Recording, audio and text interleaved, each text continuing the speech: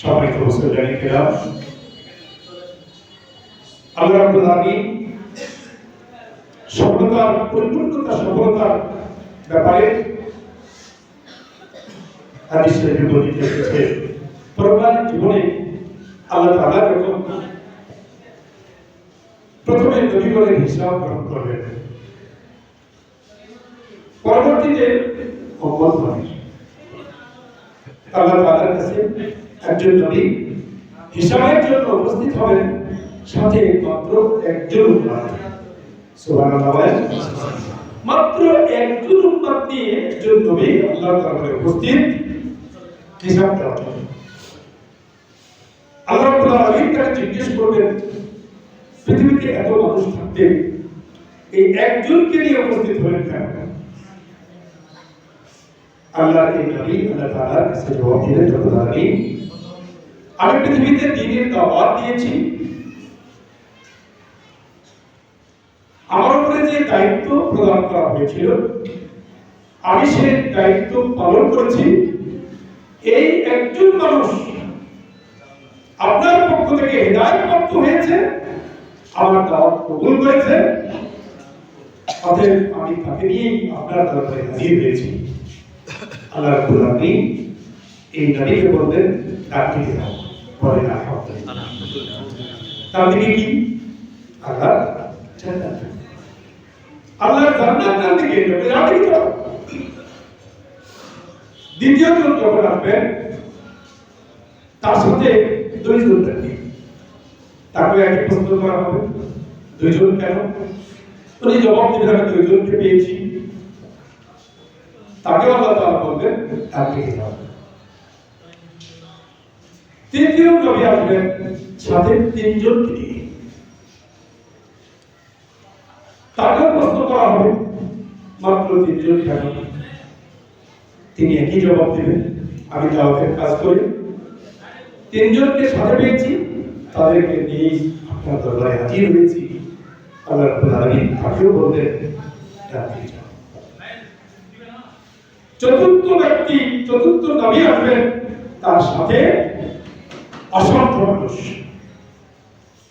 অসংখ্য মানুষকে নিয়ে যখন তিনি আল্লাহ রাব্বুল আলামিনের দরবারে হাজির হবেন, আল্লাহ তাআলা তাকেও জিজ্ঞেস করবেন, প্রথম জন এসেছিল একজন, পরের জন দুইজন, পরের জন তিনজন এসেছিল, আপনার সাথে এখন মানুষ তিনি আল্লাহ তাআলার দরবারে জবাব দিতে তখন আমি আমার মনে হয় আগের তিনজন নবী পৃথিবীতে দাওয়াতের কাজ করেছেন, কিন্তু রাষ্ট্রীয়ভাবে ইসলামকে প্রতিষ্ঠিত করতে সমর্থন হননি। বিধায় যে কজন তারা পেয়েছেন, আমি তারা তাদেরকে নিয়ে উপস্থিত হয়েছেন। আর আমি পৃথিবীতে দাওয়াতের কাজ করতে গিয়ে রাষ্ট্রীয়ভাবে, রাষ্ট্রীয় ক্ষমতায় আসীন হয়ে দাওয়াতের কাজ করার মাধ্যমে হাজার হাজার মানুষ সমবেত হয়েছে ইসলামের মধ্যে। আমি তাদেরকে নিয়ে আপনার দরবারে হাজির হয়েছি। আল্লাহ তাআলা সেই নবীকে বলবেন, ডাকে যাও। বলুন আলহামদুলিল্লাহ। সম্মানিত মুসলিম কিরাম, অতএব দাওয়াতের এই কাজটি হচ্ছে মূল। হিদায়াত দেওয়ার মালিক কে? আল্লাহ। হিদায়াত দেওয়ার মালিক হচ্ছে আল্লাহ, কিন্তু দাওয়াত দেওয়ার দায়িত্ব মানুষের। সম্মানিত মুসলিম কিরাম, আল্লাহ রাব্বুল আলামিন কোরআনে কারীমে বলেছেন, আল্লাযীনা ইম্মাক্কানাহুম ফিল আরদি ওয়া আকামুস সালাতা ওয়া আতাউজ যাকাতা ওয়া বিল মা'রুফ ওয়া নাহাউ আনিল মুনকার ওয়া লিল্লাহি আকিবাতুল উমুর ওয়া লিল্লাহিল হামদ। আল্লাহ তাআলা বলেছেন, আমি পৃথিবীতে যাদেরকে প্রতিষ্ঠা দান করি, ক্ষমতা দান করি, তাদের দায়িত্ব হলো তারা সালাত কায়েম করবে, নামাজ প্রতিষ্ঠা করবে, যাকাত আদায় করবে, সৎ কাজের নির্দেশ দিবে, অসৎ কাজ থেকে বিরত রাখবে, আর সকল কর্মের পরিণাম আল্লাহর ইখতিয়ারে। বলুন আলহামদুলিল্লাহ। এই কাজটি যারা রাষ্ট্রীয় ক্ষমতায় যাবে তাদের উপরে আল্লাহ রাব্বুল আলামিন এই চারটি দায়িত্ব প্রদান করেছেন। সম্মানিত মুসলিম, এই চারটি দায়িত্বের মধ্যে বাংলাদেশের 60টি মন্ত্রণালয় আছে। এই চারটি দায়িত্বের মধ্যে 60টা মন্ত্রণালয় অন্তর্ভুক্ত। বলেন আলহামদুলিল্লাহ। আলহামদুলিল্লাহ। আজকে সরকার যদি এই চারটি দায়িত্ব পালন করে, 60টি মন্ত্রণালয় যথাযথভাবে দুর্নীতি মুক্তভাবে পরিচালিত হতে পারত। নামাজ প্রতিষ্ঠা প্রথমে আল্লাহ তাআলা দায়িত্ব দিয়েছেন নামাজ প্রতিষ্ঠা করার। কোরআনে কারীম এই নামাজের ব্যাপারে বলেছেন, আল্লাহ তাআলা নিজে বলেছেন নামাজের ব্যাপারে, ইন্নাস সালাতা তানহা আনিল ফাহশাই ওয়াল মুনকার। অর্থ হলো নিশ্চয়ই নামাজ মানুষকে অশ্লীলতা থেকে, বেহায়া থেকে, মন্দ কাজ থেকে বিরত রাখে। সম্মানিত মুসলিম, নামাজ যদি প্রতিষ্ঠিত হয়ে যায়, এই আয়াতের আলোকে, আয়াতের ব্যাখ্যায় একজন নামাজি যুবক, একজন নামাজি যুবতী, এরা আল্লাহ রাব্বুল আলামিনের ভয় যদি অন্তরে থাকে, অশ্লীলতায় লিপ্ত হতে পারে না। নামাজি পিতা তার সন্তানকে নিজের দায়িত্ব বুঝে তাদেরকে যথাযথভাবে পরিচালনা করার চেষ্টা করবেন। নামাজি অফিসার, নামাজি কর্মকর্তা টেবিলের নিচ দিয়ে লেনদেন থেকে বিরত থাকবেন, এটা অন্যায়। সম্মানিত মুসলিম,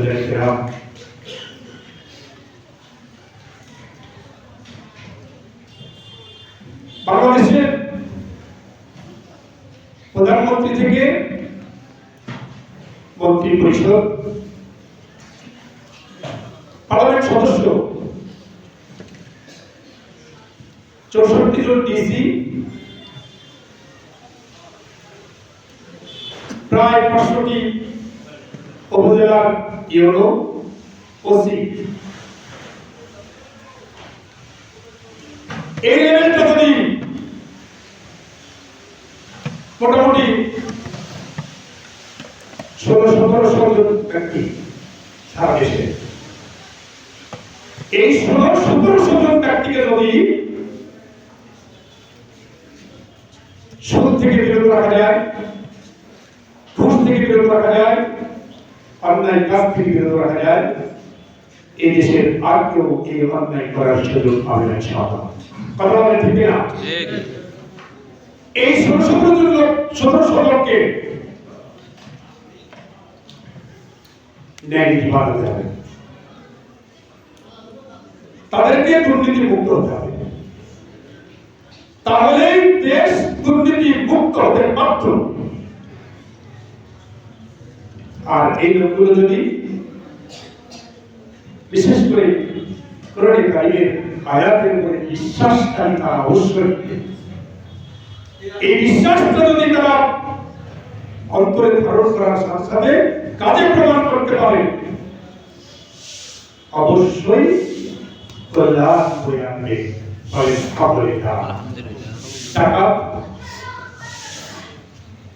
জাকাত যদি চালু হয়, আল্লাহ জাকাতের কথা বলেছেন, সরকারের দায়িত্ব হবে জাকাত আদায় করা। জাকাত আদায় করলে জাকাত আদায় হবে বড়লোকের কাছ থেকে, বন্টন হবে কার মধ্যে হবে? কাদের মধ্যে বন্টন হয়? দরিদ্রের মধ্যে। গরিব দুঃখী মানুষগুলো, এই জাকাত ভিত্তিক অর্থনীতি যদি চালু হয়, সম্মানিত মুসলিমরা, আমার বিশ্বাস বাংলাদেশের যে সম্পদ রয়েছে, এই সম্পদ থেকে জাকাত আদায় হলে এদেশের গরিব দুঃখীদের সারা বছরের সকল চাহিদা পূরণ হওয়ার পরে সম্পদ প্রতিনিধিত্ব করে থাকবে। নামাজ এবং যাকাত এই দুইটা ইবাদত এমন অঙ্গাঙ্গভাবে জড়িত, নামাজ ছাড়া যাকাত পরিপূর্ণতা অর্জন করে না, যাকাত ছাড়া নামাজ পরিপূর্ণতা অর্জন করে না। সম্মানিত মুসলিম, আমি একজন নামাজি। যখন আমি নামাজে দাঁড়িয়েছি, আমার স্ত্রী অসুস্থ, আমার ছেলের পড়াশোনার পরীক্ষার ফিস দরকার, আমার মেয়েটা বড় হয়েছে, বিয়ে শাদী দেওয়ার দরকার, কিন্তু আমার কোনো অর্থনৈতিক সামর্থ্য নেই। আমি এই মানুষটি স্ত্রীর চিকিৎসার চিন্তা করব নাকি নামাজে সূরা ফাতিহা মনোযোগ দিয়ে পড়ব? সূরা ফাতিহা পড়তে গিয়ে ফাতিহা মন দিয়ে পড়ছি ঠিকই, কিন্তু আমার মনের মধ্যে তো চিন্তা আমার স্ত্রীর চিকিৎসা কি করে করব।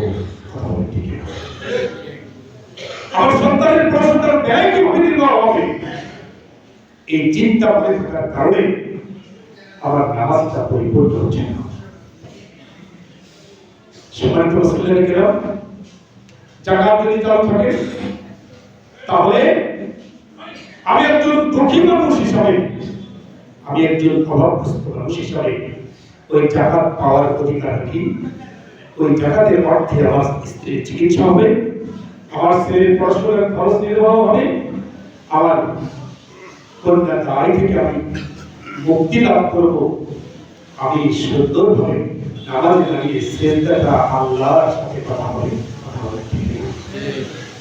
আর কোনো চিন্তা আমার নেই, আমার সম্পর্ক আল্লাহর সাথে হয়ে গেছে।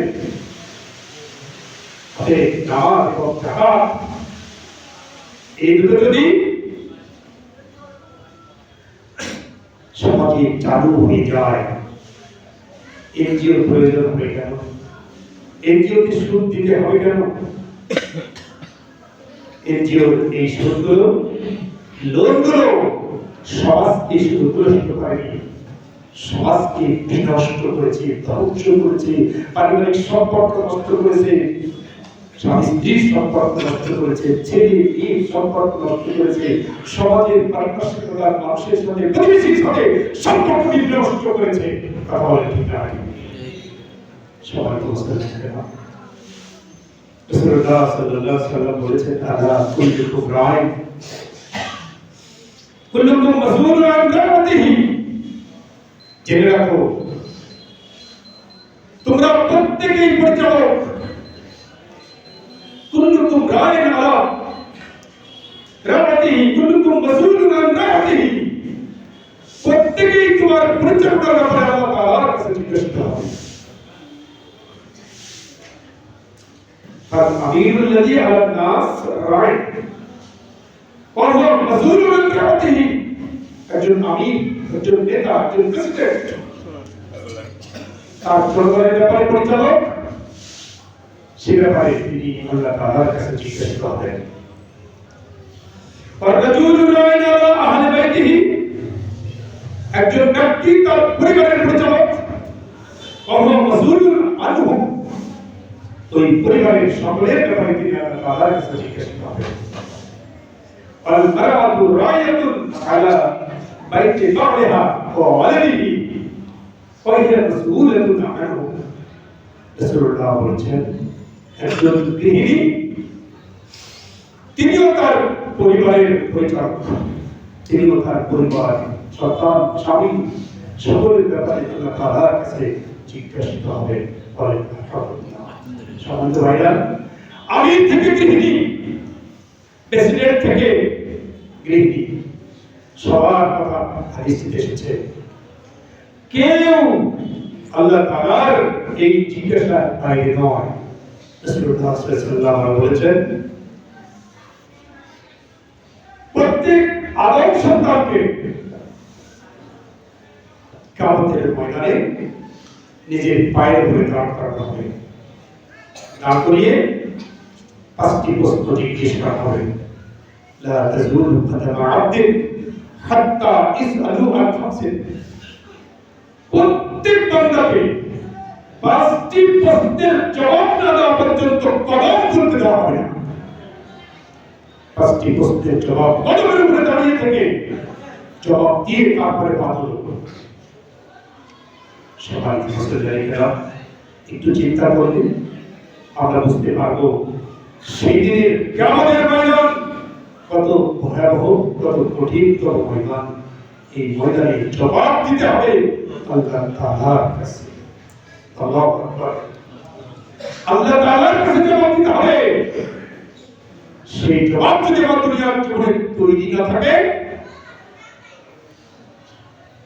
সেই জবাব যদি আমার কাজের মাধ্যমে তৈরি করতে না পারি, মান রাআ মিনকুম মুনকারান ফালইউগাইয়িরু বিয়াদিহি ফাইন লাম ইসতাতি' ফাবিলিসানিহি ফাইন লাম ইসতাতি' ফাবিকলবিহি ওয়া যালিকা আযআফুল ঈমান। রাসূলুল্লাহ সাল্লাল্লাহু আলাইহি ওয়াসাল্লাম বলেছেন, তোমাদের কেউ যদি কোনো অন্যায় করতে দেখে সে যেন তার বাহুটা সেটাকে পরিবর্তন করে, যদি তার সামর্থ্যবান না হয় তাহলে সে যেন তার কথাটা সেটাকে পরিবর্তন করার চেষ্টা করে, তাও যদি সামর্থ্যবান না হয় তাহলে সে যেন অন্তত ওই কাজটাকে তার অন্তর দিয়ে ঘৃণা করে, আর সেটি হবে একেবারে দুর্বল ঈমান। সবাই বলছিলেন কেরাম, আমি আমাকে খুঁজে বের করতে হবে কোন পক্ষে রয়েছি, আমি অন্যায়কে হাত দ্বারা বাধা দিতে পারি কিনা, আমার শক্তি থাকলে আমি সেটা দিচ্ছি কিনা। সেটা যদি না থাকে তাহলে আমি আমার মুখ দ্বারা সেটাকে প্রতিরোধ করতে চেষ্টা করছি না, তাও যদি আমার সামর্থ্য না হয় তাহলে অন্তত অন্তর দ্বারা ঘৃণা, অন্যায়কে অন্তর দ্বারা ঘৃণা করে সরে আসতে হবে। সবাই তো মুসলিম আল্লাহ রাব্বুল আলামিনের আল্লাহর দ্বীনের